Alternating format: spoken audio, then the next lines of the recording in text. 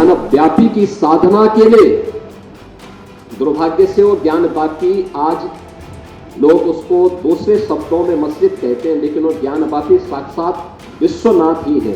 ये जो भौतिक अस्पृश्यता है, यह न केवल साधना के मार्ग का सबसे बड़ी बाधा है, बल्कि राष्ट्रीय एकता और अखंडता की भी सबसे बड़ी बाधा है। इस बड़ी बाधा को अगर हमारे समाज ने समझा होता तो देश कभी गुलाम नहीं होता।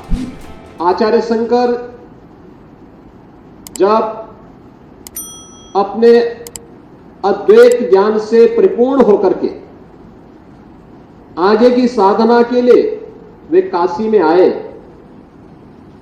तो काशी में साक्षात भगवान विश्वनाथ ने उनकी परीक्षा लेनी चाहिए और उन्होंने इस बात को देखा कि प्रातः काल जब ब्रह्म मुहूर्त में आदि शंकर गंगा स्नान के लिए जा रहे होते हैं, तो वह सबसे अछूत कही जाने वाली एक सामान्य व्यक्ति के रूप में वह उनके मार्ग के सामने खड़े हो जाते हैं। तो स्वाभाविक रूप से आदिशंकर के मुंह से निकलता है, हटो, मेरे मार्ग से हटो।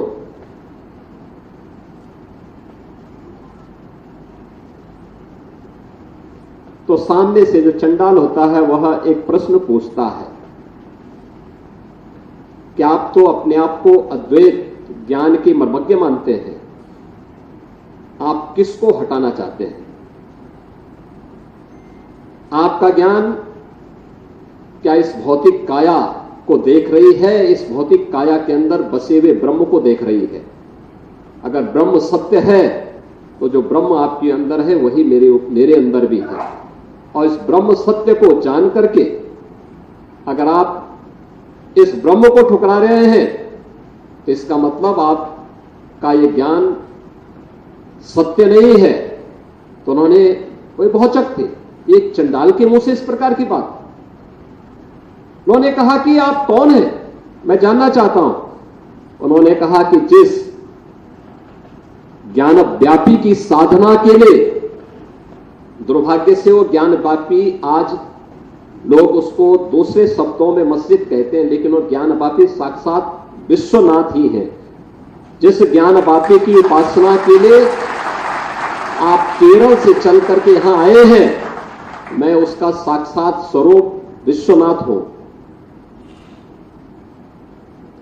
तो वह उनके सामने नतमस्तक होते हैं और उन्हें इस बात का पश्चाताप होता है कि नहीं, ये जो भौतिक अस्पृश्यता है, यह न केवल साधना के मार्ग का सबसे बड़ी बाधा है, बल्कि राष्ट्रीय एकता और अखंडता की भी सबसे बड़ी बाधा है। और इस बड़ी बाधा को अगर हमारे समाज ने समझा होता तो देश कभी गुलाम नहीं होता।